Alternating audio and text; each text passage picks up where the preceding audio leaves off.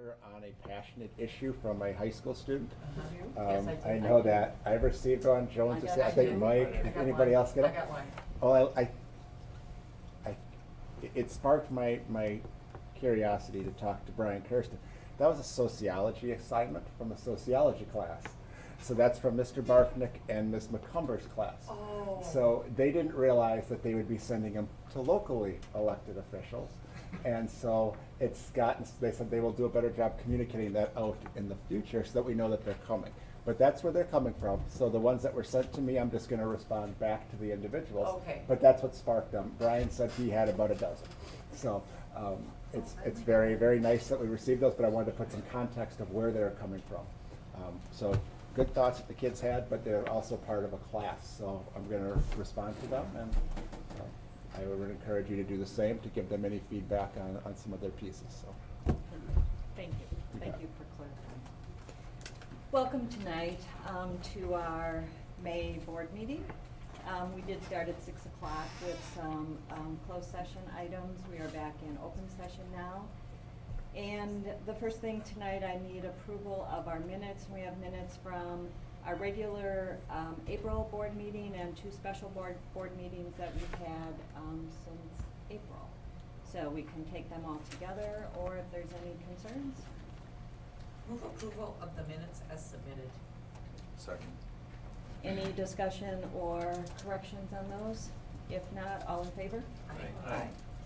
I need approval of the agenda, and we have One modification, just as we look at the consent agenda, I just want to make sure that it's clear that we will also be addressing leaves as item G in the consent agenda. It already lists teacher contracts, but that should also include leaves. need approval of the agenda. So approved, or so move. Second. Second. All in favor? Aye. At each board meeting, we have the opportunity to take any public comments on the agenda, and if there's anybody in the audience that would like to address us, you are welcome at this point. Just know that that opportunity is always available. Thank you. So on to our reports. Usually we have our students here. Unfortunately, I don't see them in the audience, but generally they give us a nice lively report. On to our teacher reports. Cindy, you get to be first. I was gonna say, this is the first time that I haven't had to follow those awesome students. Yeah. Wow, maybe they knew this was my last and they're giving me a little chance. So I have 3 things. The first one is teacher appreciation last week. We have amazing PTOs and families that were so supportive of us last week. We appreciate the email from Mark too and from Randy. It was just a really good week for teacher appreciation. End of the school year, I just want to compliment teachers for their patience and their kindness to kids at the end of the school and the opportunities that they give kids, because there are a lot of field trips and just unusual things that our district does, and I think that's a great thing that they put that extra effort in. So this is my last meeting to be speaking with you, so I just also want to thank you for that opportunity, and it's been a great time to work collaboratively. I think it's a great thing that when teachers and board and education and can all work together. I think we do good things for our kids that way. I do bring teacher concerns though, and so I do have one that I'm bringing to the board tonight. We brought it to Randy already, and it's a heritage issue right now that there's an extra kindergarten class, which they've hired an extra kindergarten teacher for, which is awesome. But there are no extra specials allowed in this extra class. So one of those kindergarten classes will be split, and a fourth of them will go to one class and a fourth will go, so they will be going to with a different kindergarten class to their specials. And I just wanted to, I have a bunch of just comments from the teachers involved, plus the department chairs, plus other teachers that are just concerned about our kids. One of the issues is just equity among the elementary schools. You know, we're pushing for that across the board with all other things, but now we're having one school where the kindergarten experience will be different than the other buildings. That affects the curriculum. for those kindergartners, it affects the PLC experience for our teachers. They can't do the same PLC experience because they'll be doing a slower, different curriculum when you have 26, 27 students, kindergarten students instead of 21 or 22. So that equity is a real concern. The class size, I think the board optimum class size is 22 for kindergarten, and they will have 26, 27, 28. I don't know how big the kindergarten will eventually be. And it concerns me that the class size is only a recommendation for homerooms and not for the specials classes. The other thing is K-6 specials are as far as I know, the only group of teachers that when a class is added, that there's not FTE added to their schedule. They now have 21, 22 more students. So they have more grading, more everything to do, but there is no FTE added. If there's an extra class added to middle school, they all have FTE added, whether it's a person that wasn't full-time or whether they moved from another school. So that is class size and equity. The one I really want to concentrate is just the impact on students. I'm just going to read some of these comments because I think they're really important to come from teachers' words, not me paraphrasing. It means more students to know and understand as a person as a student, including 504s and IEPs. More students to assess verbally and in written work. Instructional time was impacted by extra verbal assessments per class, and teacher workload was increased by grading time outside of class without compensation for that new class. More students whose behavior must be managed to stay safe and learning. More students whose families must be communicated. More students to have resources for needed extra materials and desks, but the most important resource couldn't be added, and that's time. More students who need to get to know one another as classmates. Community building is important. I think it's also important to highlight that these are kindergarten children. The children that will be in the class that will be broken up into other classes will absolutely be overwhelmed. How can they possibly learn in an environment where they have little opportunity to learn the names of their classmates, something that other classes will do at length? What an amazing amount of stress we'll be putting on these little children in an already stressful situation. So just thought I'd bring the concerns of splitting up a kindergarten class. Thank you. And I'll address what Cindy's just brought up. I'll address that during the first draft of the budget because there are some things that we've placed in there to address that, so I can speak to that issue. Thank you, Cindy. And thank you for your leadership at the meetings. I do really appreciate that. Next, we have individual board members who have attended events, meetings, trainings, anything that you would like to share. Mark.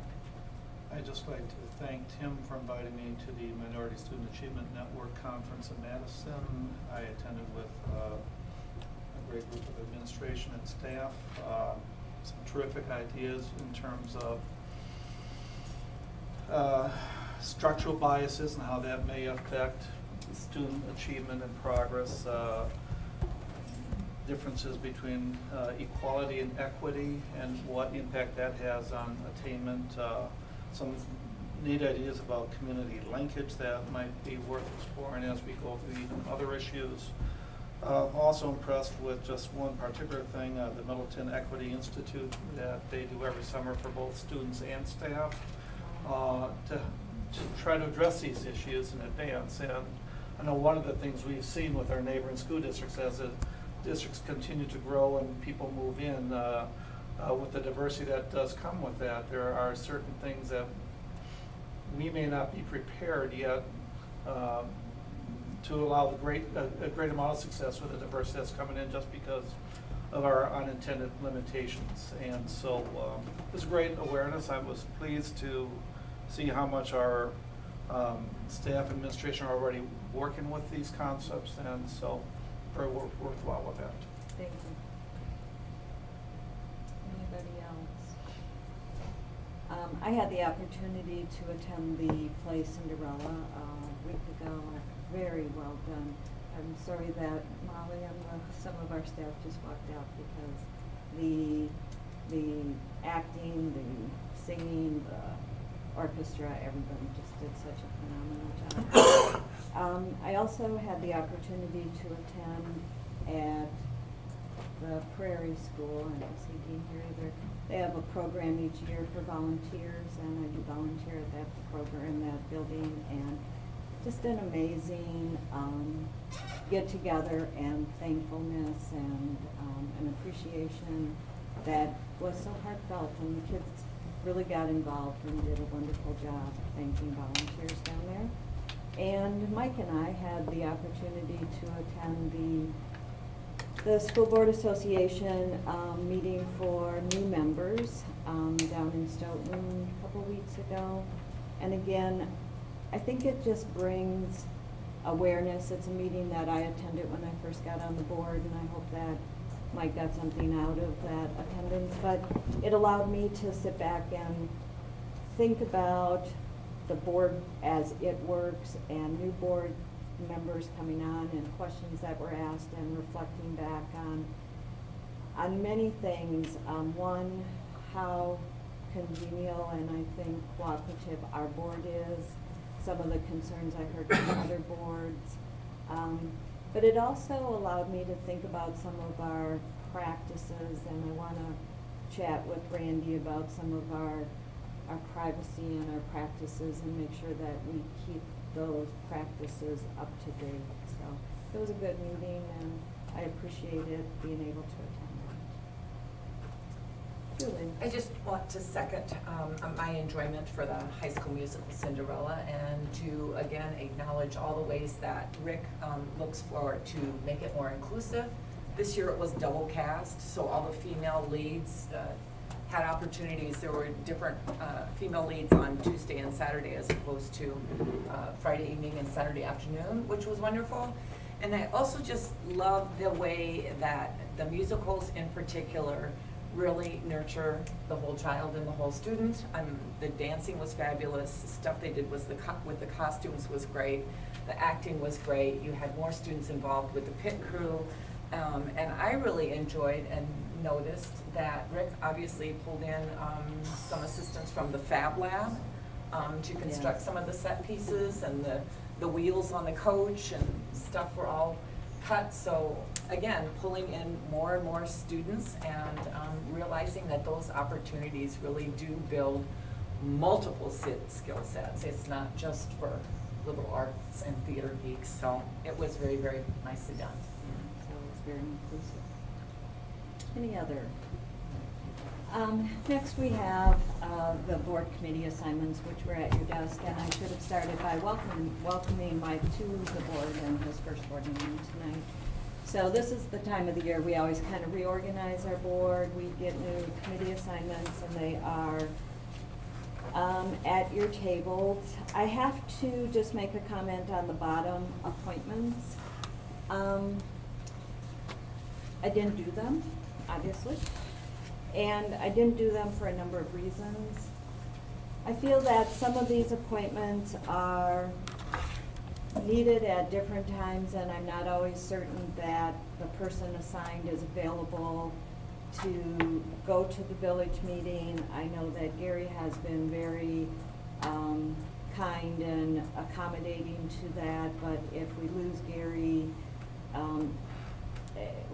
I just am not sure. So there is a CISA 2 meeting tomorrow night. I've kind of twisted Julie's arm to go with me, as we need board attendance at events. I guess I would just like to announce and see who is available and who has the interest for those, and try it. I will be assigning an insurance committee. I will talk to the people who had interest in that and make sure that the people are available. That is definitely an afternoon commitment, and I just want to be sure that anybody who is assigned to that and willing to take that on understands that it can't really vary. It's an afternoon commitment of about 4 o'clock. So anyway, I've left those off, but you'll be hearing from me as we need volunteers. And next we have district priorities, kind of summarizing again our reorganization and our evaluations from a few meetings ago. And Randy and Julie and I got together and tried to just put some context to what we heard at that last meeting to get some feedback. These are not in final form, but just some ideas. So, Mark, Randy, if you Yeah, I wanna- can just Don't talk turn through off them. the I think light. what we discussed at the board reorg and through my evaluation, which I think had some similarities, was trying to break it out into what we felt were manageable and achievable objectives and priorities. First one being communication and engagement. Some of the things that I've shared with you, and I'll be bringing some additional information forward, is how do we start to move forward to tell our story better through social media? We don't have a very strong or really much of a social media presence. You'll hear in my monitoring report tonight just talking about kind of where some of those things are, where our objectives went with communications this year. But I feel that we can outsource some of this with an outside group that can help us to move in a very positive direction there. So I think that's a piece I will be talking with you about a little bit later as well. Engagement, as far as some things that we already have in place. The board has talked about letters to the editor or editorial type pieces on pertinent topics. Community survey, Bill Foster, he was with School Perceptions. We've had some conversations, particularly with regards to around the goals committee, a little bit around facilities. I think our topic needs to be sifted and winnowed out. There may be a possibility for a number of different things to come to light here, but as we've had conversations in our different committees, there's certainly a need and a desire to seek feedback from our community on a number of items. So I think that is enough. That's something we will want to be having some discussion about. I've talked to the board about sending a postcard type of a mailing out to the community that's really going to highlight some of our planning and some of our data. I haven't done that, and particularly I'm glad I haven't, because one of the things we'll be doing at our admin retreat this June is we have one day that we're going to designate towards data. And I think that would be a very good piece to pull some of that information that we can identify as a team and then have that come forward in the fall. Communications position, I still think is an important piece for us to keep on the radar, and I will keep that in our forefront as we move into the 1920 budget. Moving into the second priority being staff recruitment retention. The ongoing evaluation of the wellness clinic, you'll see in the budget tonight that we are incorporating the cost of that into our general fund so this year, so that will be absorbed within the dollars that we have and no longer be out of our fund balance. But we'll still continue with those reports to the board on a monthly basis that you find within your board book reports. So that'll be a continuing evaluation of that program. And then trying to look at where are we at with our salary schedules for all employee groups. The HR committee has spent a number of months just having these dialogues. We put together some visionary directions that we think would be good for us to encapsulate really where we want to go. But what I'm hearing from board members is wanting to look at a points-like system for other groups outside of teachers, looking at the cost options and affordability, that's paramount, and then redefining kind of our hiring wage and salary placement, and how do we go about our placement at different levels. I mean, certainly at different positions, we've used different latitude and wanting to have a thorough conversation about that. And then the third one is really around facilities, and I think this really kind of it dovetails very well into the conversations that have come this spring, late winter and spring, one on the Mark Roffers report on growth, and then also the work that we did with Findorf on our long-range facility planning. And I think when we merge those two reports together, it gives us a pretty indication of what we need to be focusing on facilities-wise from a maintenance standpoint, but also from a growth aspect of what our needs are going to be. So we'll be holding a facilities committee here within the next month. And what that will be doing is reintroducing those two concepts together to then be talking about what our next steps are for planning. But I would say that item 3 is really a large planning segment for us to get our head around where our growth, our facilities, and our maintenance pieces, how those intertwine. So all of these have one level or another of work that's already in place, and it's a continuation of it. And I think when we reflect back on some of the work we did with the priorities we set last year, many of these fit in to those categories as well. So that was really I think the summary of the conversation, the takeaways that Joan, Julie, and I had in putting that forward as our first draft. So I guess I would just like people to kind of reflect on that, and if you have any further ideas, or if you don't feel it's kind of captured the essence of the evaluations and the discussion we had, to please, bring that forward to Randy, and at some point, we want to finalize these and kind of move them forward. If we can bring them back next month, there'll be some pieces that we can probably add some additional detail to. Yeah. But why don't I just bring them back next month, and if there's some things that you're seeing, feel free to contact me. You can email me and Rebecca, if that's a mode you're comfortable with, or feel free just to give me a call or stop.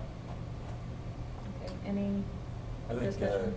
I think going forward, you've got this co-curricular committee. If it's going to be meeting one time a year to evaluate the budget, then I would suggest moving that process into the budget committee or some other area.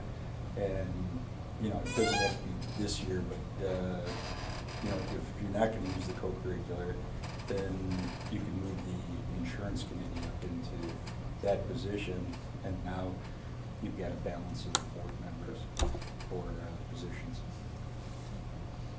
And I think to your point, Jack, when we're looking at which committees need to meet with between now and probably mid-June, I think it's all but one. So co-curriculars is going to be meeting in June, and I think that committee can have that conversation as far as, do we want to meet more often, or what are some of the topics we want to address? Or do we want to do as you've suggested? I mean, the composition of our committees has been a dialogue around the table for quite a few years. And I think we feel comfortable keeping them the way they are. But certainly if there's desire to have conversations, that's within your purview to do so. Really? Yeah, on that same topic, I guess I was surprised that maybe there wasn't something concerning co-curricular there. I noticed it was on one of our shared goals for last year, and for that committee to be doing some work in terms of formulating a philosophy or some kind of general value statement and what we hope those co-curricular activities contribute and values we would like to promote consistently across all of our co-curriculars. So I think that committee is as important as it ever was. It just, I think it needs to meet more times during the year. There's definitely work there to be done, but we just add that. And I'll talk to your piece in a few minutes, Okay. when I get to the report on kind of some of our shared goals and part of our strategic planning report. Any other comments on the priorities as stated? They'll be coming back. Please share concerns. Strategic planning report, starting with our information and the linkage recommendations. I'll let Rebecca pull it up and move it through. This is going to be primarily a review for our board members, because many of the things, you can go to the next slide. Just keep going. There you go. When we take a look at where it falls, Rebecca was kind enough to make all these things work. Go to the next one. There you go. These are the two items that we're talking about tonight. They really fall over into the community engagement aspect of our strategic plan. When we put this framework together, the community engagement piece really was viewed as a shared box that we all owned, so that it had administrative, certainly our extended staff, and also the board's responsibilities for that. So I'm speaking to that really from the perspective of what have we accomplished this year? What are some of the things that we've made decisions on that have really pivoted our direction? And I think that gets to part of what Julie's talking about, and also a few other points that I already made as we went through our last priorities. You can go to the next one.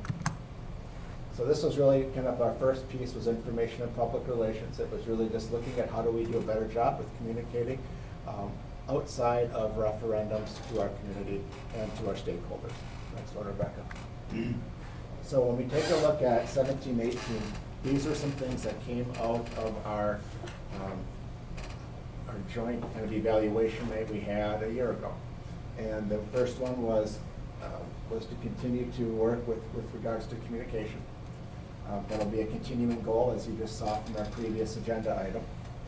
Our second part was, initially we had talked about hiring a third-party consultant to do a communications audit. And really this was really lining up with the next bullet point as well, to look at creating a communications position and then leading into a more formalized communications plan. What occurred with this objective was some conversations happening at the goals committee. And as we started to go through kind of what our next steps were, talking about this process, and the dialogue was around how do we move that process through the board so that we have an agreement on what that consultant and what our steps look like. The goals committee felt that we needed to really take a step back, that this was moving a bit too fast, and we should slow this part down. So that's where the second bullet point came forward to the board, which resulted in us really not going through that process. We did not fund a communications position at this time, but as you saw from the previous agenda item, I am keeping it on there for an area of focus going into the 19-20 budget cycle. Our formalized communications plan, so did that occur? As a result of some of the other decisions, that did not happen either. But it didn't mean that we were without things occurring this year. So you go to the next one, Drew, or Julie. Got a lot of power over there, Julie, pushing the button. What did we accomplish this year with communications? First of all, we spent quite a bit of time administratively on how do we deal with emergency planning and communications. And unfortunately, whenever we have situations that occur, we learn things from them. Phil Bellamo has been very vital as far as helping us to become more engaged with things community-wise. There's been community leadership with community-wide tabletops, which we've been part of, which have been very helpful with our communications piece. The unfortunate incident we had at Prairie just a few weeks ago, I think the communications that you saw coming out and the protocols we put in place and the process that we followed is a direct result of some of the work there. So there's always things we learned during those, but I was pleased with kind of our first iteration of having to apply those. Translations for our families whose primary language is not English. Rebecca's been very involved with this, particularly as we're sending messages out to our parents and trying to then link things onto our website where we can have some level of translation for some of our non-English, non-Spanish speaking families. But I think we've done a better job with communicating to a broader range of our public, particularly our parents who speak primarily Spanish in this area. School board's letters to the Tribune. I think we've had our first one of those. Review of our communication audit options. That was a piece that I had completed and was talking to the board goals committee about, because if we want to go through an audit, what does that actually look like, and who could we hire to do that piece? And then looking at the social media management. And that was a piece I've had my eye on for a while. A few board members have seen Social School for EDU at the school board's convention. I had the opportunity at my conference a few weeks ago to spend quite a bit of time with Andrea Gribble and talking to her about her process and what she is able to do. And Rebecca and I had a webinar with her. One of her consultants is coming to meet with us in a couple of weeks, like next Monday actually, to talk a little bit more about some of the in-depth things of what that could look like for us. But in essence, what that piece would do for us was it would establish a presence on Facebook and Twitter, and I believe Instagram, if we want to go there. And what it really is we engage our staff, all of us, to then submit those pieces, and we have an off-site individual who's assigned to us, who then is in charge of posting those. So it really does a great job of getting your story out there. I am not a social media user, so this is something that is way outside my comfort zone.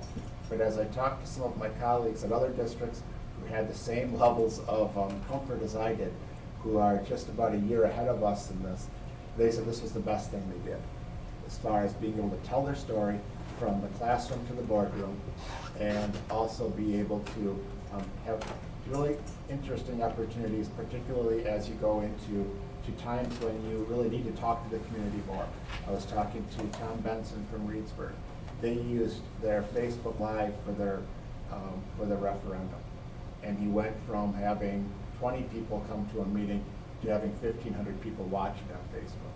So starting to look at what are some of the options of how this can change how we do some of our work is exciting for me as we look at trying to partner with someone like Social School for EDU. Go to the next slide.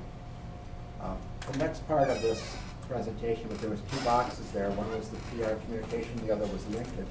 This was really how do we take pertinent information and then how do we move that out to our community and have a dialogue around it, which is a big part of what Julie was talking about. If you go to the next slide, Drew. Man, I keep calling you Julie tonight, Rebecca. The linkage meeting, we have accomplished numerous things here. First of all, we had our linkage meeting with the Justice League. I think that was, to me, anytime we can meet with our students, we learn a great deal from them. I hope that that was beneficial to all of you. I think there's been things that we've been able to take away from each of our linkage meetings to actually apply, and I'll talk about those on the next slide. We did not identify a spring linkage meeting.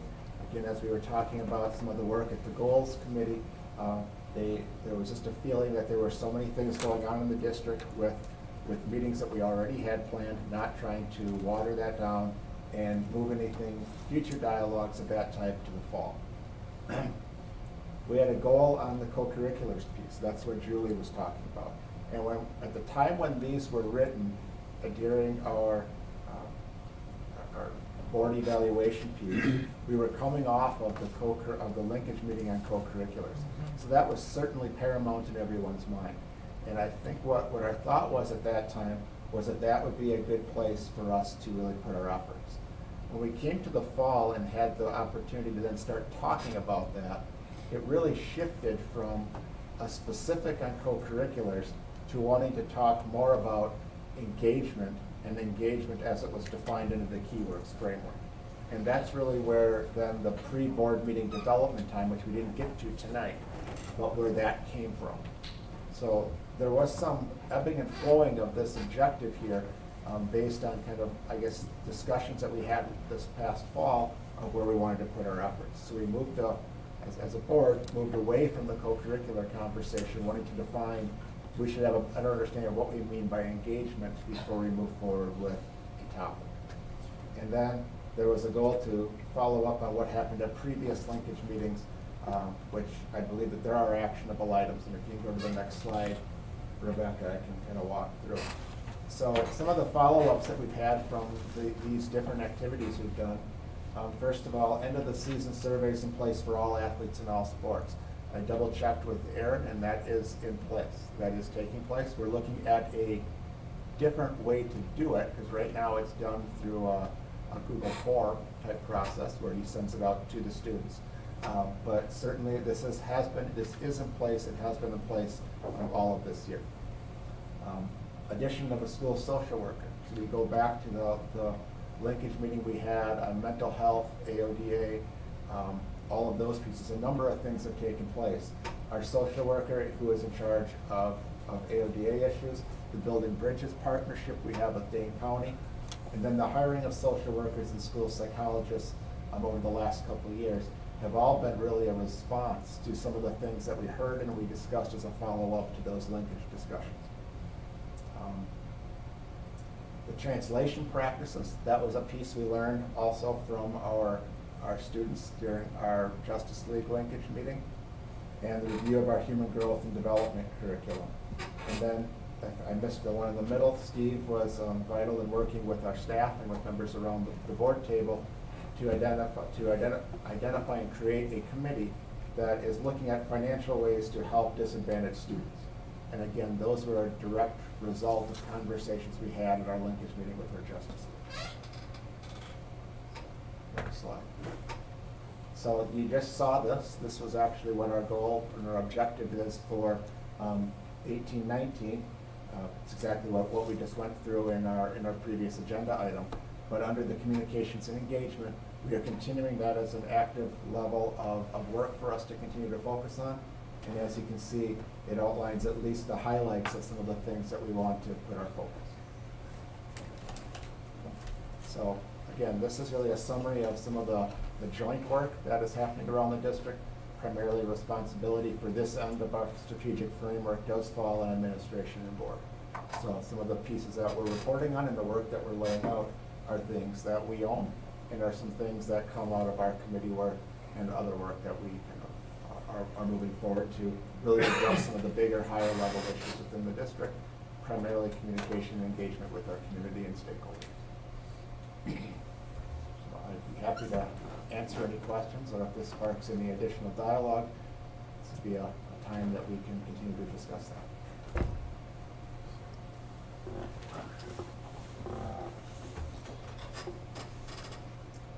Any discussion right now? I guess the one link I would have, and I think Jack and Julie both made the point, we do have some things to define what we want to do with what work we want our committees to do. And I think that as we move forward into those first meetings of the committees, particularly now that we have the committee assignments, that seems to be probably a good conversation for each of them to have on their initial meetings. Okay, moving on to administrative reports, starting with the K-12 technology plan. All right, I'm going to ask Herb to step forward. What you see in your packet is the recommendation that has now come after you've heard from Tim Schell on the instructional side, Herb on his multi-year facility or technology plan, Yep. and now this is actually the dollars in place and the recommendations that we have for tonight with regards to the purchases that line up with that plan. Correct. So Herb, can I just have you touch on the highlights of what the Sure. recommendation includes? So what you're seeing is I've presented what we're going to be purchasing for the high school when it comes to Chromebooks, and what we're going to be purchasing for the K-4 buildings when it comes to Chromebooks and to iPads. So basically, what I'm laying out there is what it's going to cost us to do this, moving forward with the state reimbursing us. I think it's a program that's going to be sustainable. So, any questions? So your recommendation is that we're using DHE computer systems? Yes. And we're also using Insight. Correct. So- Insight had the best pricing for the Lenovo 300E, and DHE had the best pricing for the Lenovo 100E. And in Herb's cover memo, he also shares that he had a projected cost in his budget, and Yes. each of these bids comes in under budget. Correct. I believe that the Lenovo 100E, there's going to be a price adjustment even more in June. So I will buy the 300Es if it's approved right away, but the 100Es, I'm going to wait and see to the first week in June and see if we can get even better pricing. And can you speak to, you had mentioned that you will hold on the Apples, on the iPads. Can you talk about that? Yeah, so the March 27th, Apple announced that they're doing an educational iPad, which normally we buy those for $399. Their new pricing was $299.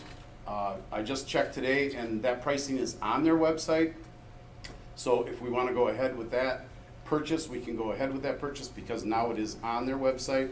So in the memo, I said we were waiting for it, but today it was on their website. So I've been checking it about every other So day. your recommendation tonight is then for the K-4 recommendation as written in your memo, Yes.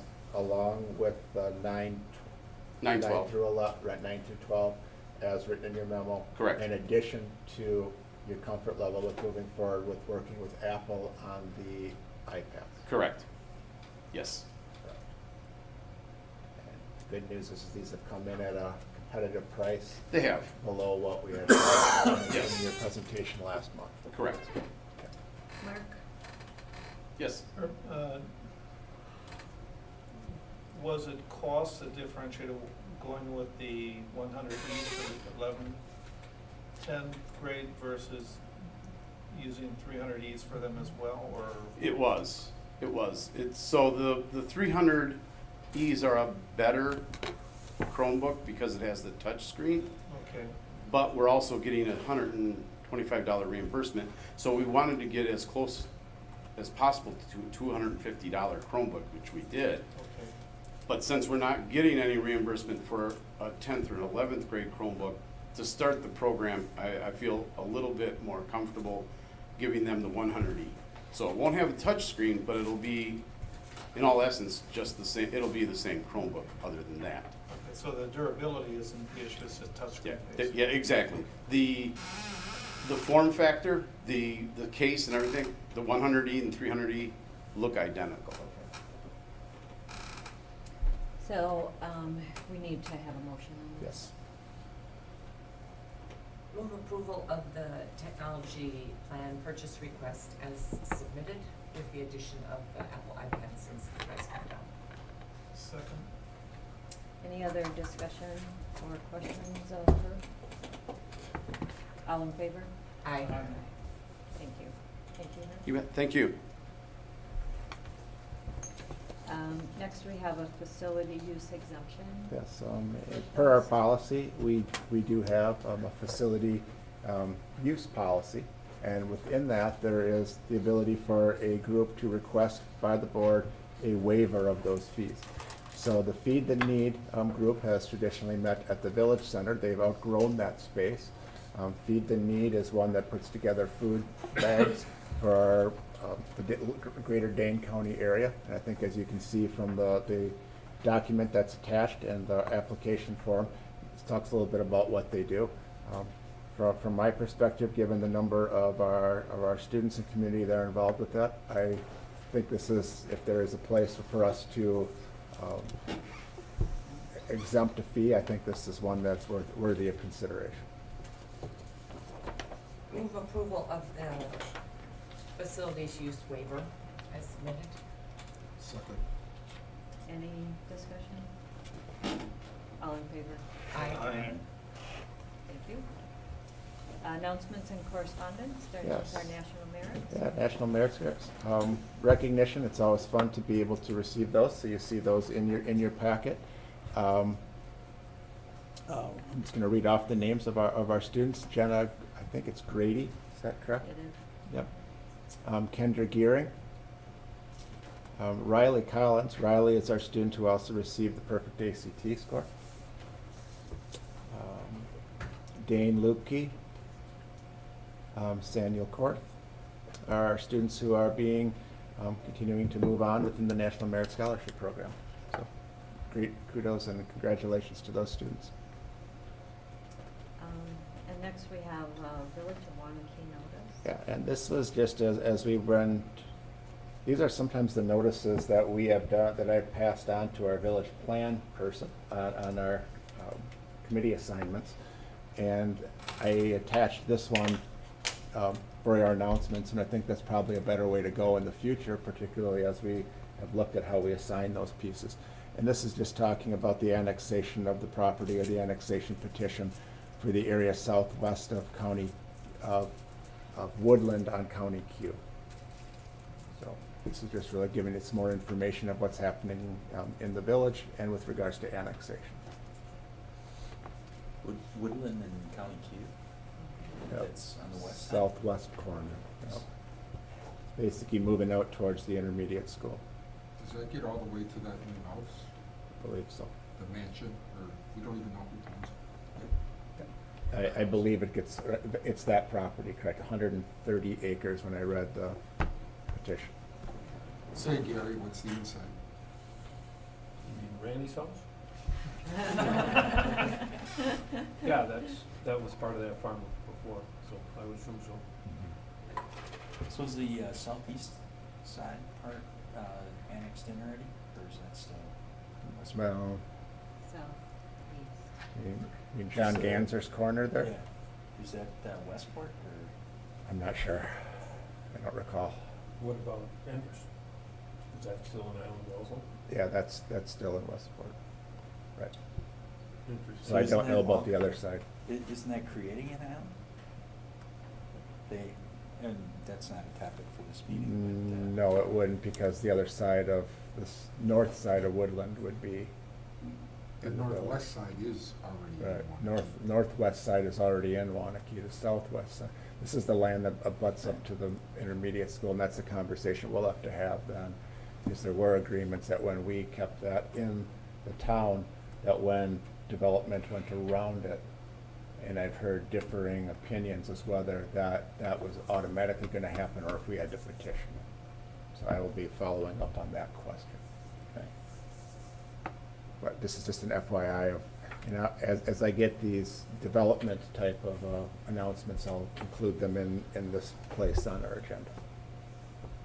Thank you. Committee reports, starting with budget. Should we have the new treasurer take this, who wasn't even at the meeting? That seems fair. Come on, Mark, let's go. That'd be fair. We're elected. I'd give it a shot, but I'll defer. So there were 2 committee meetings that took place between the last board meeting and tonight.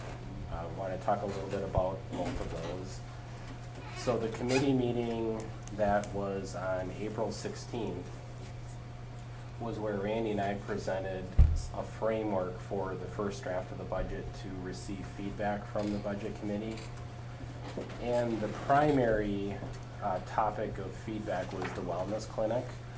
And we laid out options that showed the first draft of the budget with the wellness clinic being funded by what's called our district fund balance.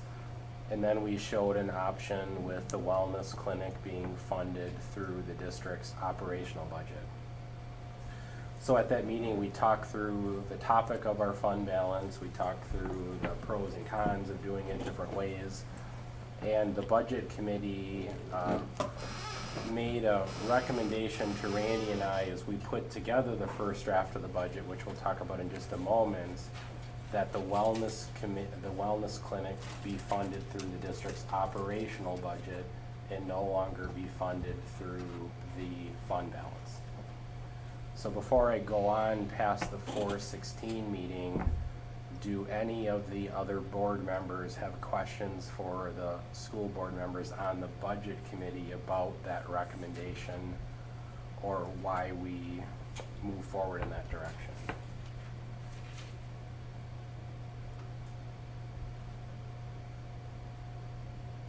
And if not, then I'll move on to the May 7th meeting. So at the May 7th meeting, we covered a variety of topics. A couple of them are action items this evening. The first thing that you see listed separately on the agenda is review and consideration of the first draft of the budget. What I included in board book for you was a very high-level summary of really what was included in the first draft so that you could have an overall perspective of what was being included. The main piece is to understand that we're in the second year of the state biennial budget, so we're not in the waiting game that we were last spring, so we do know we're going to receive $204 per student through a categorical aid. I also identified the second piece was the decision on the wellness clinic funded through the district's Fund 10 budget. The personnel line includes a salary increase of 3.4%, a 0% increase for health insurance, as you know from the presentation last month, and then a 10% increase in dental insurance rates. The budget committee directed Randy and I last fall to recreate an energy conservation budget line of $83,894. If you can remember from last fall, we temporarily assigned that money to pay increases to be able to provide an additional pay increase last fall with the direction to make sure that we still had funds available for energy conservation in 18-19. The school board has previously approved $551,000 in maintenance projects that occurred several months ago. If you remember from that meeting, you also requested that the energy conservation projects scheduled for the summer of 19 be brought forward to the summer of 2018. So that makes the total of $551,000, but again, that was previously approved by the school board.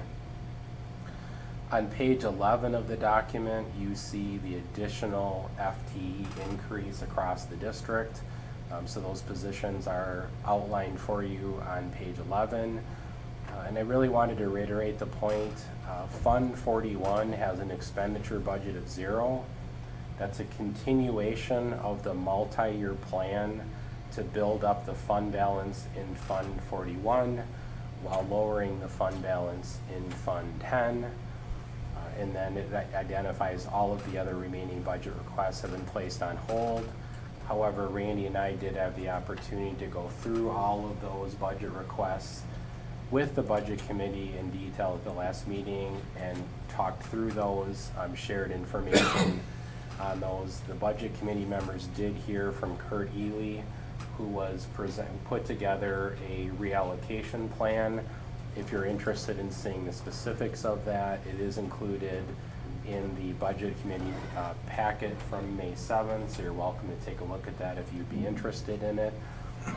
We also talked at the budget committee meeting about a resource allocation model for the K-8 schools. If you are interested in seeing that, that is included in the packet for May 7th as well.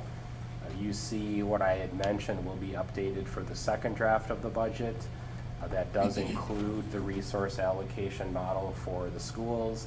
It does include the special education resource reallocation proposal that Kurt reviewed with the committee, and then updates based on any further decisions made later tonight on student fees and the food service budget. So at this point, I'd be more than happy to answer any questions you have on the first draft of the budget. I do have a meeting scheduled with Mark later on this week to talk about some more of this information. And I know, Randy, you're going to be scheduling meetings with the central office staff, at least initially with Mike, so that we have a chance to share some of that information with you as well, as far as what's been covered in the last couple of months that's led up to this. But I'd be happy to answer any questions that anyone has this evening. Why don't we take any questions around the budget, larger piece, and then I'll come back to the staffing piece that Cindy alluded to in her comments at the beginning of the meeting. Gary. Just a couple comments on that. The 83,000, if you remember, was the savings that we have from paying off Bethel Circle. So that money got used differently last year, and in the future, that was gonna be, as was discussed there, in facilities actually, to be used for lighting and things that we can improve and get more cost effective with stuff. So we tried to make sure that that got back. And then the other thing with the wellness is, even though it's switched from fund balance to operational, that doesn't mean it's a slam dunk yet, because it still needs to prove that it's of value on lessening our premium increases. And so it's still under trial, which got extended some, but it's not by any means a slam dunk that it's always gonna have to be there. It's still a trial run, I think is what everybody agrees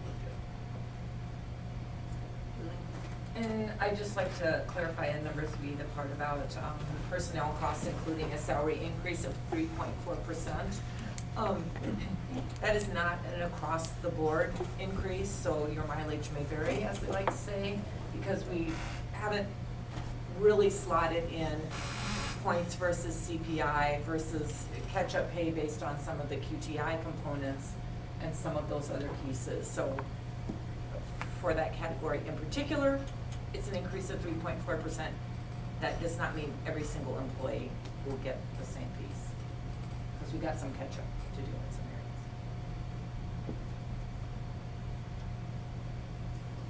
areas. So, should we approve that part, Steve, before you go into the rest? Is that a Yes, but I good do way think to do Randy that? wanted Let me do my Couple stuff, because the comments staffing first. part is Okay. part of that. All right. So a little bit of background of what Cindy was talking about. And I have to go back in our schedule. Remember we went to the 6-day schedule at the elementary a number of years ago. One of the things that model is built off of is it works best when you have a 4-track school or a 6-track school. So you have and obviously in some multiples of that. What's happening at Heritage is they're in a growing pains here. They're growing where they have some that are that are into the 4s, some that are into the 5s. So when you get into the 5s, it's where you have 5 classes per grade level. The whole concept of what we did with the 6-day schedule was to create more time for reading, more time for math, and PLC time during the day. So in order to accomplish that, you did a block schedule around your specials. So what occurs when you have 5 classrooms is your specials run off of a 4 schedule. So you are having the 5th classroom then is breaking off and students are going to each of these 4. And that's part of a model that we've had for the last few years. It's been used sparingly, but it has been used in other parts of our district. And I will agree with Cindy's comment. It's not ideal of what we want to have occur, but it is part of trying to look at kind of the bigger picture of how you pull these pieces together. Cindy sent me, Dan Carter, and a few others a memo a few weeks ago. This hasn't been just a new item. This has been something we've been talking about and working on for a number of weeks. And the recommendation had 4 different parts to it of options. One was to look at increasing the FTA of specialist teachers. One was to, this kindergarten class that's creating the 5th section is an area we moved over from Prairie. So the other option was to keep it at Prairie. It'd be heritage students, but at Prairie School. And that was a decision that Steve and I made, thinking we're trying to keep our schools where we have the space, attending with kids from that attendance area. Another option is our 3rd grade has a slot. When you look into the block schedule, there would be an ability to put that kindergarten class into the block with the 3rd graders. The challenge is then their schedule goes off the 3rd grade schedule. So that was something that that when I spoke with Dan Carter, he didn't feel like that was an option he wanted to do because of the age differences. And the 4th option was looking at how do we get more people to be helping in those classrooms when the class sizes are larger. So what you see in the budget are a number of things that are moving around. One, we've done a reallocation of paraeducator time between all of our elementaries. So there's additional time because of that. We're doing it on a per pupil basis. More time is coming to Heritage just because they are growing. The second part is when we added that kindergarten class, we have a model where we have a full-time FTE of a paraeducator for every 2 kindergartens. So a 3.75 hour para was added, and that you see in the budget, specifically for the kindergarten class that was added to Heritage. And the third thing I did, which I did just prior to this going to the budget committee, was I asked Steve to add in there another 3.75 paraeducator. And I asked Dan Carter, if you have that, can you make sure that there's another body in each of those classrooms for the specialists as they go through this kind of growing pain that we have with the 5 sections. And I agree with what Cindy's saying. That is a challenge, particularly with our youngest learners. So as Dan and I looked at the 4 different options that were laid out there, and they were the ones that realistically we had thought about as well, we felt the one that made the most programmatic and fiscal and just sense was to try to put additional assistance within the building. So that's the model that we're recommending as part of the budget here, is you will see additional para time specifically designated to help address the concern that Cindy brought forward. Dan and I did meet with all the specialist teachers at Heritage last week. We didn't meet with them until Dan had spoken with them and had the context of what their concerns over the last number of weeks. We didn't meet with them collectively until we had something to share with them and then to get their feedback. So I think their feedback was, appreciative that there was a thought to putting something in there. Disappointment that it was still a model that was in place, because I think that there would be a desire to not have to collapse that 5th classroom of kindergarten. So that's kind of the whole landscape. That's what's in the budget, and that's kind of that's our response to the concern that Cindy brought forward. Mark? So going forward, this is probably going to replicate itself each year as the 5th section goes to each section. Right. And there's not a real resolution until we eventually move to the 6th section. So you hit until what you're going to have. It doesn't have to be every classroom in a 6th section to kick it into that model. It's when you have, and I'd have to talk specifically to Dan about this, but it's when you have kind of the context where the best way to build your schedule is off of a 6. So right now, Dean is building his off of a 6. Not every section's a 6, or every grade level's a 6. Some are 5s. but you build it off of the 6. So right now, we're building it off of a 4, when we have some 5s. There is a point here in the very near future, Dan's gonna be building it off of a 6 when he's got a lot of 5s. So you kind of have that in-between piece. So that's what's important. The question the staff had was, how long are we gonna be in that mode? Well, that's gonna be driven by our growth. The elementary school that's receiving the largest amount of growth right now is Heritage.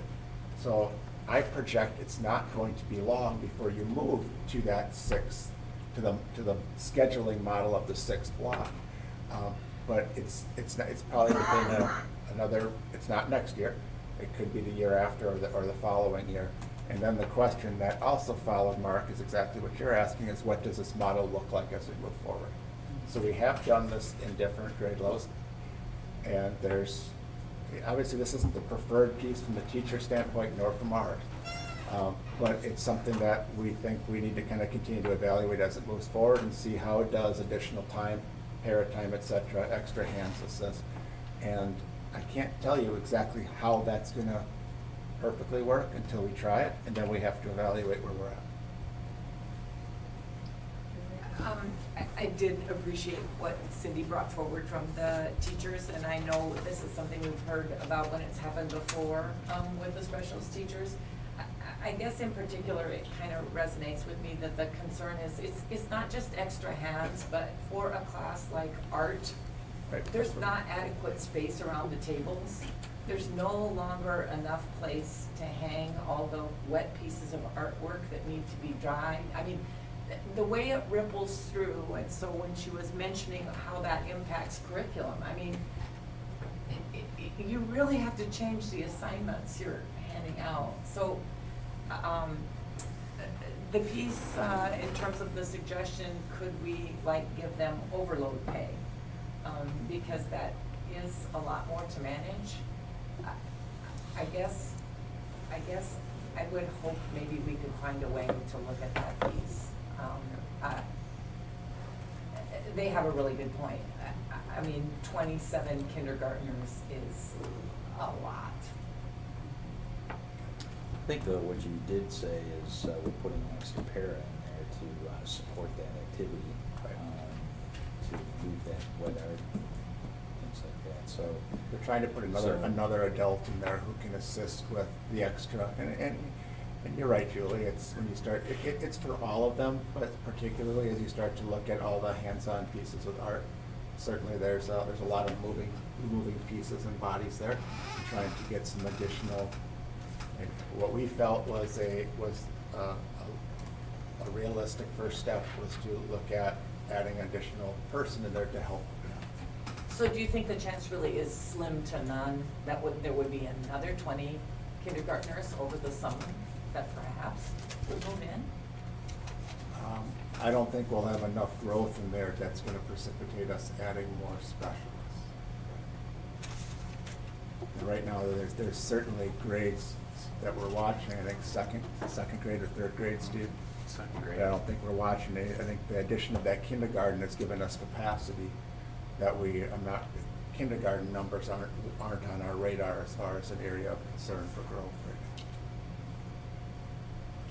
now. So if we had second grade move to 5, they would follow the same model. They would take that 5th section, split it, divide it into. Anytime that we would have an elementary school that's working off of a 4 block that has 5 sections, that's the model that it would fall into. And right now, it's only kindergarten. Right now, it's only kindergarten, right? At Heritage.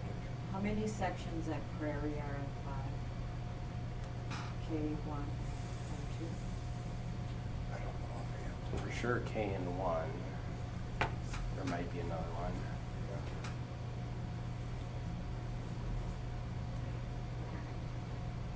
So what I have in the budget tonight in front of you is the additional para educators through the reallocation, the additional one for the additional kindergarten section, and the additional one to help address the additional hands to work with our specialist teachers specifically in the kindergarten area. So the salary piece is one piece, but I would hope we would also look like supplies on those specials that take supplies, that somehow that gets adjusted per student too, which, again, it's my understanding, we haven't always done that in the past. So that was a question that the staff brought up, was Yep. additional supplies. Yep. Arbor Heritage is getting an additional $16,000 in supplies, as we've done the reallocation of supplies across our elementary on a per pupil basis. So with their growth, they're getting additional funds. And Dan has assured them that any of the additional supplies that they need for the additional students will be there.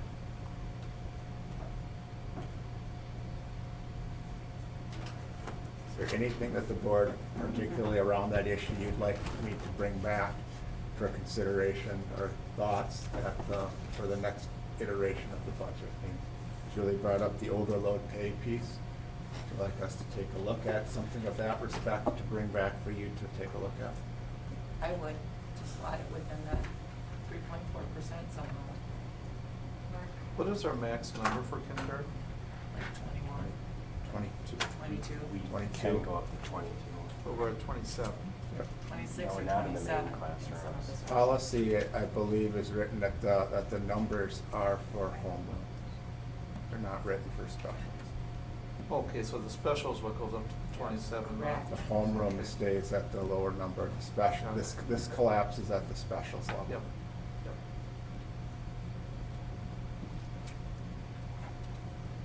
Well, if that's the case, then I guess I would support Julie's concept of impact on specials, time, effort, and give some consideration to overload consideration.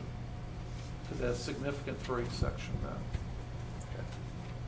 I know we do that at some of the other buildings where staff are picking up an extra period.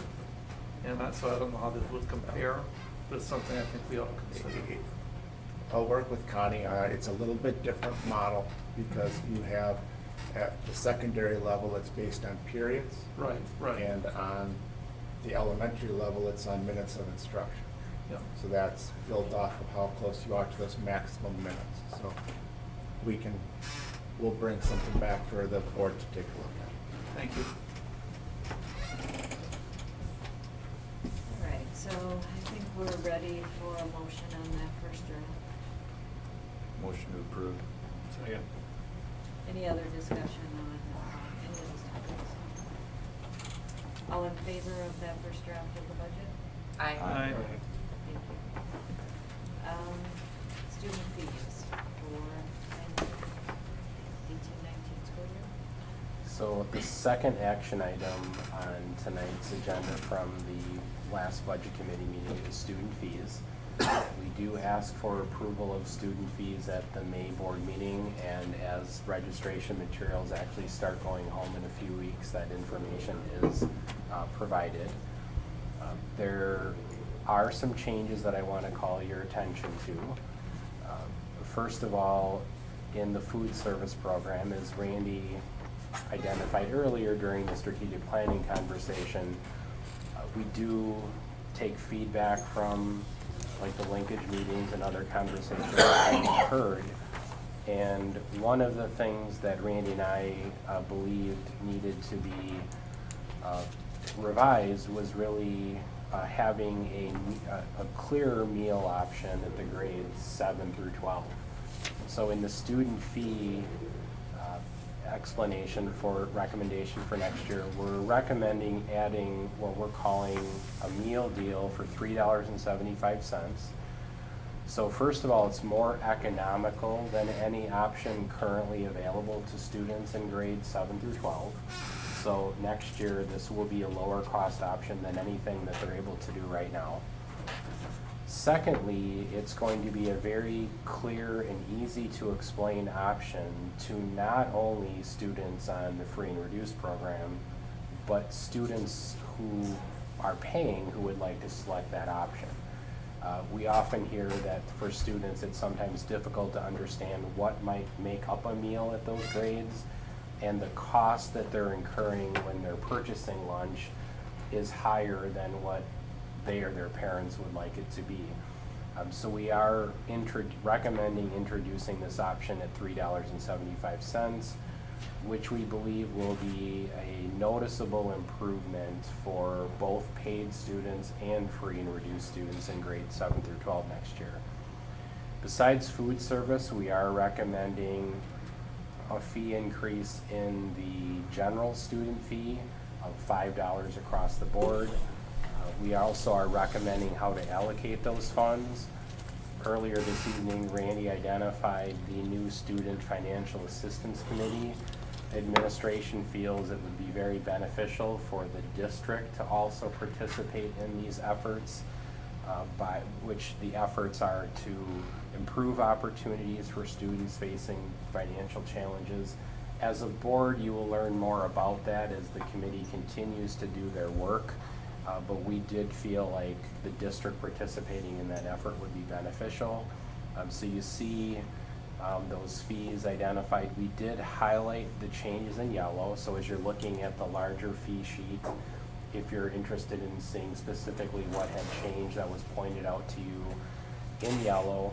The budget committee did review this information at the last meeting and did recommend forwarding on to the full school board for approval on a 3-0 vote. And I'd be happy to answer any questions you might have this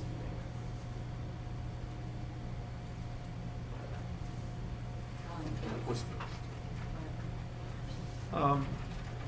My other question was, is there a way to increase our rentals and divert that towards student fee reduction versus, and I did see that there were some rentals that went up, so I don't know if it's even possible to rent at a reasonable price and still cover try to limit the student fees from going up for another year.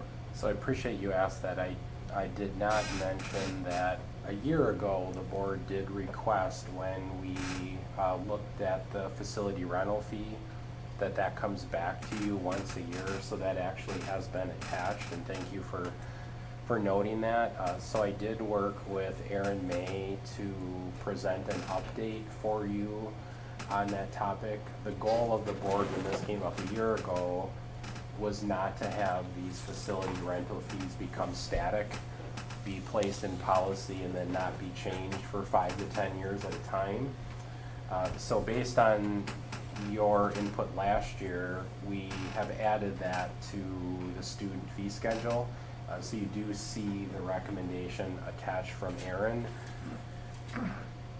The recommendation that is attached could be changed to generate additional revenues. That would be correct.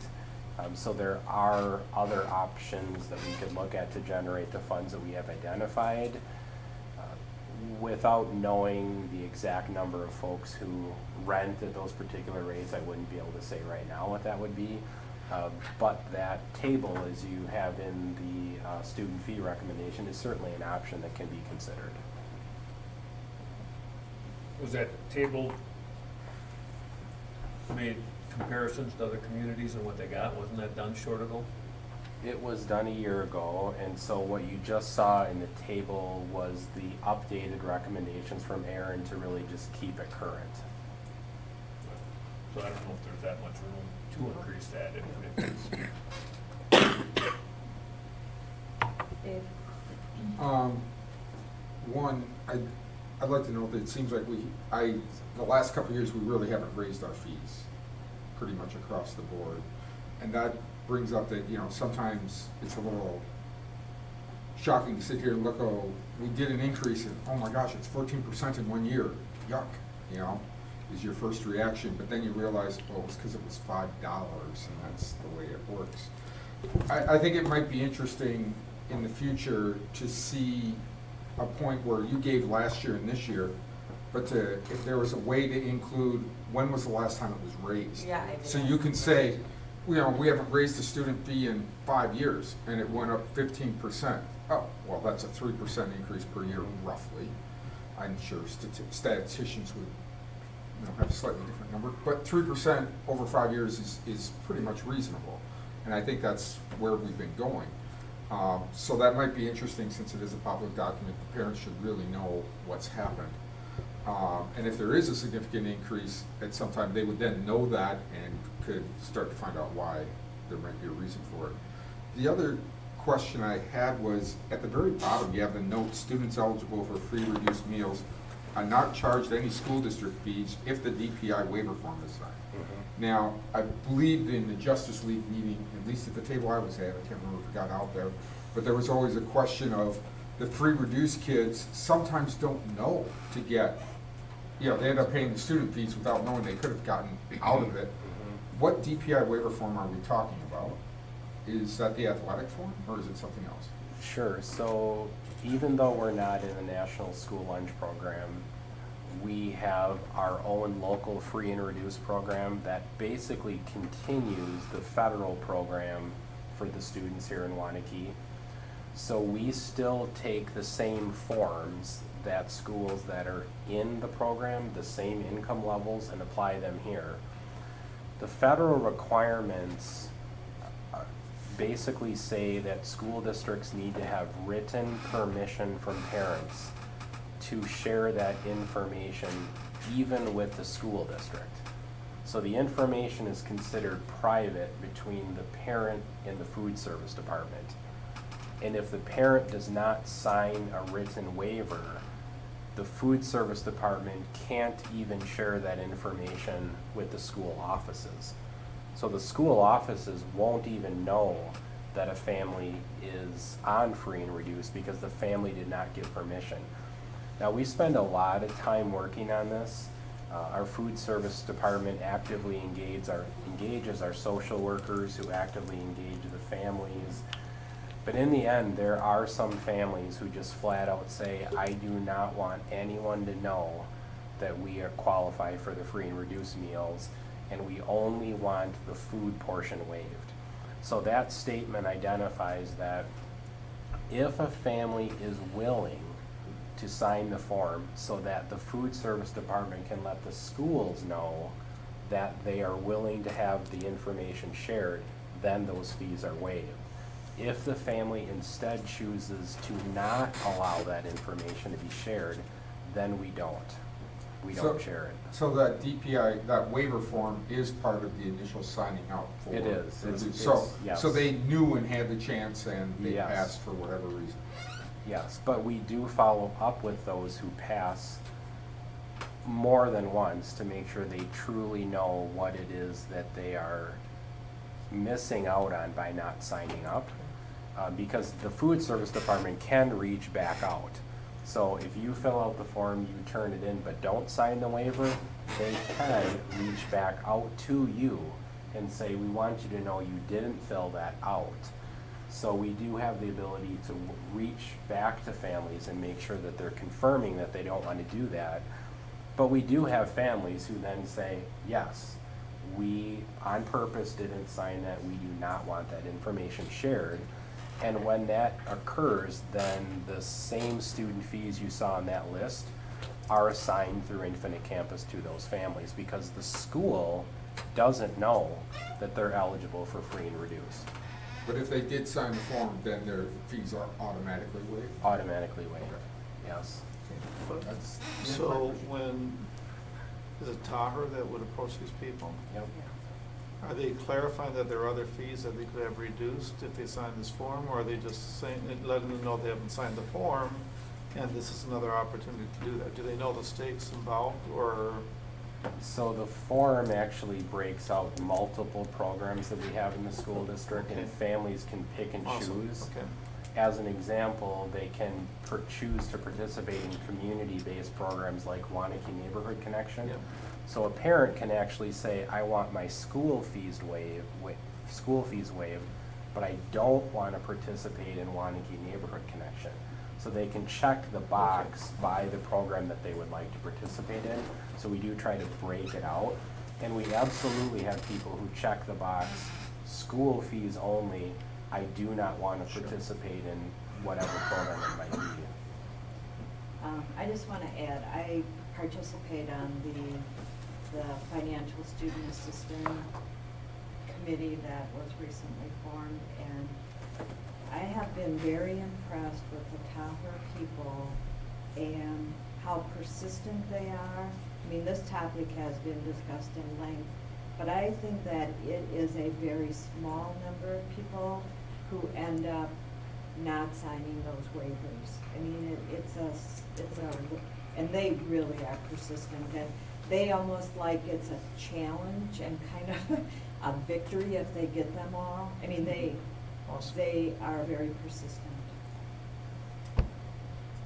I too would like to acknowledge and thank Taher for coming up with that meal deal option. That is something that has gotten a lot of press on social media and parent threads, and I just would add, and I'm sure they will, I hope they communicate it well to parents, because doing the a la carte, yes, that was quite the profitable option, but again, this is us partnering with parents and parents with their students and us on the same page to figure out what's reasonable and manage this better. So as long as that gets communicated well to parents, that's a really, really good thing.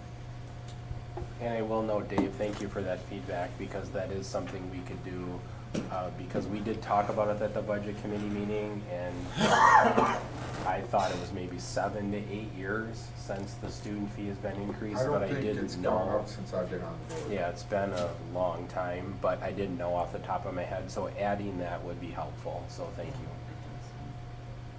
And it would make us feel that we're not approving too many jumps. If it's in too been short a 7 time. or 8 years, I mean. Jack? I wonder if you look at that going forward, just escalating it a little bit each year, then it doesn't look like a 17-18% jump. The only I gotta admit, a $5 Me jump too. is just It's kind of a fine. natural number. Yeah. Going, $1.17 or 38 cents or something just seems a bit weird, although honestly, If you do probably $1 never a pay year or something electronically like that, anyway. Just, if you do $1 a year, it's like 3%, and, it's a little bit more in line with, the consumer. Yeah, we can CPI. absolutely take a look at that next year, so I appreciate that suggestion. Okay, we need a proposal or a vote on I that? move we accept the student fee proposal. Second. Any other discussion on the student fees? All in favor? I Thank you. Next, curriculum committee. We have 2 items for approval. We have a new textbook request and the curriculum writing request. The other item that we spent some time talking about in the meeting, informationally, Janet gave us a really good update in terms of data she's collecting to support our rewrite and changes to the human growth and development portions of our curriculum. She's doing excellent work in gleaning statistics from the Dane County Youth at Risk surveys. She's using components from the senior exit surveys. She's using, has had in-depth discussions with staff who teaches the curriculum. And so again, this is an excellent item that was brought to our attention through the linkage committee and the Justice League. We are working on it, and we will be convening an advisory committee, which is mandated by state law to help us move forward with this. We're in process on that, but that work is going along really, really well. And again, my thanks to Janet for all the data collecting she's doing. So our changes will be supported by input and data. So would you like to update us on either the textbook request portion or the curriculum writing portion? I would just add that these have gone through a few months of review. Yep. These are all teacher generated. If you have any specific questions about any items on there, I'd be happy to do my best to answer those. Take the motion to approve as presented. Are you motioning on both textbook and both? Can we do that? Both? Sure. I'll second that. Any other discussion on either the textbooks or the summer curriculum request? Just a question on Yes. curriculum one, when you put running total in the sheet, is that saying total budget for it? Not how much they've actually spent? No, It's just, That's this just one at an- plus this one plus this one. It's just moving down. Total budget. oh, the It's a total moving budget down. for all of it. Yes, huh? correct, Armando. I didn't, Yes. I thought it was like maybe they've spent that in No. the past. Right, 'cause It's the a running running total, the total first of the item, the first spreadsheet. item plus the Right, second I know. item, this, New first spreadsheet two items model, plus I the third, don't, yeah. That was a little. You might wanna switch those two columns then. That's good. Well, and that's the internal one that Mary and I work from, and maybe Dang, I should've the lesson I Maybe should that's glean not a from this helpful- is I should create a. That's not a helpful column for us. It's not a helpful column for you, so we'll just keep it. Just put a grand total at the bottom. Just type the grand total down. Mhm. Good clarification. That was Any good. other discussion? All in favor? Aye. Aye. And we're down to consent agendas, and it's only 8:40. You're gonna set a new record. You got 20 minutes to get through this. Oh, you got two Okay. sections. I told Mike we didn't get out of here till at least 9, so. So we can take Do them my part. all together, or we can pull anything out. Reminder that the leave request is also part. Move approval of the consent agenda as submitted with the addition of the leave request. Second. Any discussions on any of these items? There's a lot. Is it important to recognize what those donations were? Perhaps the gifts? Sure, if we can. Find them.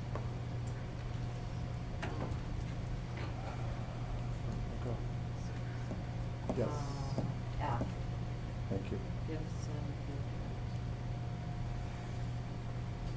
We have a donation So from. you have the Waunakee Community Bank, $100. This is from the Warrior Checking promotion. Give me a second, I'm bouncing between them. Some of these really don't need to always come as donations, but it's in, because they're part of longstanding programs, but the box tops for education. That's the $1,300, again for Prairie. And then the Culver Scoopy Night donation. Again from Prairie for $767. We have the donation. Donations from, Ted yep, we have Tweed. Ted and Janet Tweed, $300. That's part of the Cooper Scholarship.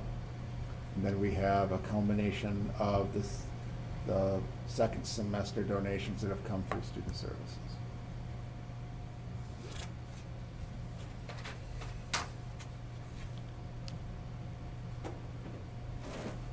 And that's a compilation of a number of them over time. I think clarification on the tweet, didn't they give in addition to that, they added to the Cooper Scholarship $300, but they have an initial scholarship themselves. That's what it looks like to me. Yes. Yeah. They have a much bigger, was it 1,000? Mhm. 1,000. Mhm. And then they added to the other one, which is generous. Thank you. Any other clarifications, discussion? Mark? Just in terms of the field trip, this is approval to plan the trip, not approval of the trip, is that correct? Correct. Okay. Yeah, these are all initial approvals. Each of these come back 2 times. Okay. On the band trip, is that, some of them had the time frame of their trip, that's a spring break trip, is that I correct? believe so. That's usually when that one falls. Any other discussion? If not, all in favor? Aye. Aye. Any dissenting? Okay, thank you. Board business? Anything? No. Future agendas and meetings? Future agenda is the one, like Steve and I met a few months ago with the Waunakee Creative Economy. They've worked with students from the Bolt Center for the Arts Administration at UW Business School. And I have attached a video of a presentation that they have put together, that they've presented at different venues. They've asked for a few minutes just to touch base with us, to express kind of what's going on in that space around our community. So the video gives you a little bit more in-depth space or in-depth information, but I will give them a few minutes of time at our next board meeting, just as part of a kind of a community outreach to kind of learn of what their work is and what they found as they completed this for Waunakee. And the next item, Joan, is a number of committee meetings. So this could be what takes us a few minutes. Because we have all but goals. John, you're still ahead from a year ago. 15. Don't worry. 15 minutes, Yeah. you got 15 minutes. All right, so. Do our best. Let's start off with the budget committee. Mark. So budget is Mark, Gary, and Jack.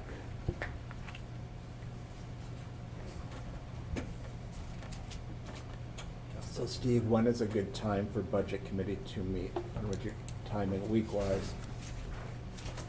Yes, my first question for this committee is the previous one preferred to meet earlier in the morning. I'm not sure if the three of you feel the same way or have a preference for an evening. Right. Either way works.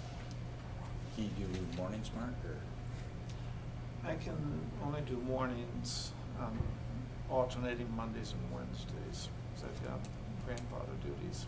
Yep. So we have done some Mondays. Yep. Wednesdays, you say Wednesday. alternating Wednesdays? Yeah, Wednesdays would work for me. So Mark, between. Normally, what Wednesdays would you meet if it were a Wednesday? Would the. Oh, any Wednesday would work, never mind, any Wednesday would work. Would the yeah. 6th work? What date you looking at? Yes. June that would work. 6th. 6th? That would work. We did like 7:30 7:30? Yep.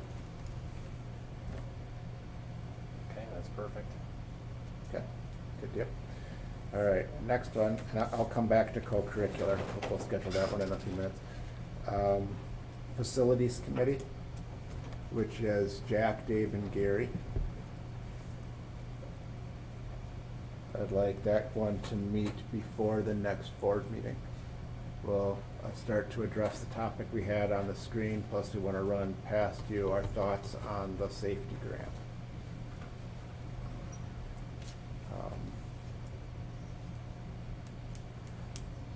What's the first week you'd want to do it?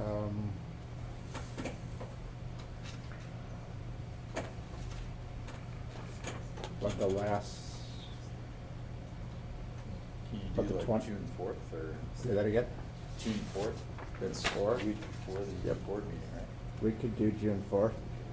Yep. Is there a time that works for Jack, Dave, 4 Gary? o'clock or later?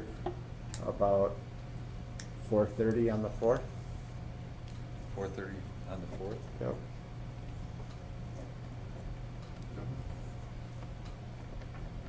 Okay. Human Resources, Joan, Julie, Dave. Connie gave me a few different dates. May 29th, June 4th, June 5th, or the 7th. Can't do May 29th. June, June 5th or the 7th? June 5th I could, the 7th I can't. June 5th is fine. Does that work? That's fine. Again, Anything forward? so 4 o'clock? Sure. Does that work, Dave? Yep. Okay, on the 5th. Can't All right, I need a policy committee. That's Mike, Mark, and Julie. I would say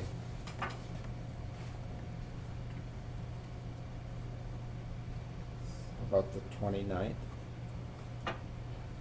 Mike, I'm not sure what's better for you. Do you? Depends on the day. Okay. You say May 29th? Yes.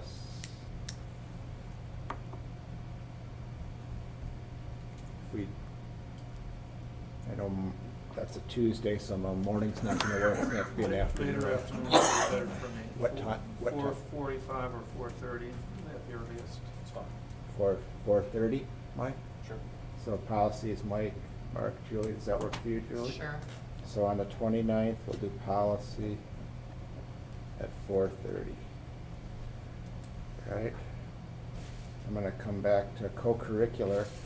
I'd like to do after the board meeting in June, but I'd like to get it on the calendar.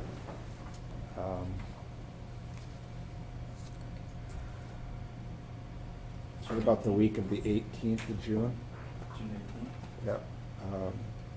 We could do, well, 18th doesn't work for me, then 19th, 20th, or 21st. So this is co-curriculars, which is Gary, Jack, and Mark. Does that need to be later in the day because of who's reporting or not? No, Can you do that one? we could, if, I don't know what your schedule is. What day? Either the 19th, 20th, or 21st. 20? 20th, anytime would be fine. So we did like, pick a time, Jack, 7:30 a.m.? Yep, That was Seven. co-curricular? that's co-curricular. 7:30? 7:30 Sure. a.m., that's co-curricular. And then, Tim, you needed a curriculum. And that's Julie, Joan, and Mike. Yep. So ideally, we would do one before the next board meeting, so I think for the three of you, how early can we go in the afternoon? We don't really need, I think, a lot of staff here for this one. I mean, would 4:30 be workable? Like, would that work for you? I don't, kind of depends on the cases. Judges don't like to be in hearings after 4:30 anymore. Here we go, tag team. So I don't know if the 4th or the 5th, yet, I haven't been following along with some of the other meetings. Is 4:30 open on either the 4th or the 5th? The 5th is human resources. And the fourth. Fourth is facilities. Facilities, but facilities, are any of us on facilities? That's on curriculum. No, they're all, No. they're still separate. So we could do curriculum on the fourth? On the Monday the 4th? Sure, Okay. why not? Why not? That would be lovely. What time? 4:30. I think let's try 4:30 and see how that works. Sure. Very good. Wow, that's a lot of meetings. So goals doesn't get a meeting? I Not think that's this a one. record. We have no Do you feel goals. left Shift out? list. No, we just have no goals. That's right. No We'll anchor. catch you at the next Wow. one. Is the policy committee gonna bring up the Madison policy they're voting on tonight? What is that one? The one that allows the board president to block any request for information by any board member? Suggested by WASD. Okay. I don't know. It's gonna be fun. That'll be in the paper tomorrow, which one gets voted. How about that one? Yeah, that's all I have, Bill. Okay. Motion to adjourn. Second. There we go. Thank you, Oh, Mike. was I supposed to let you- All in favor? All in favor? Aye. 8:53. There you go. But we didn't have a bet. Wait, it started late. You were getting nervous, weren't you, in closed session?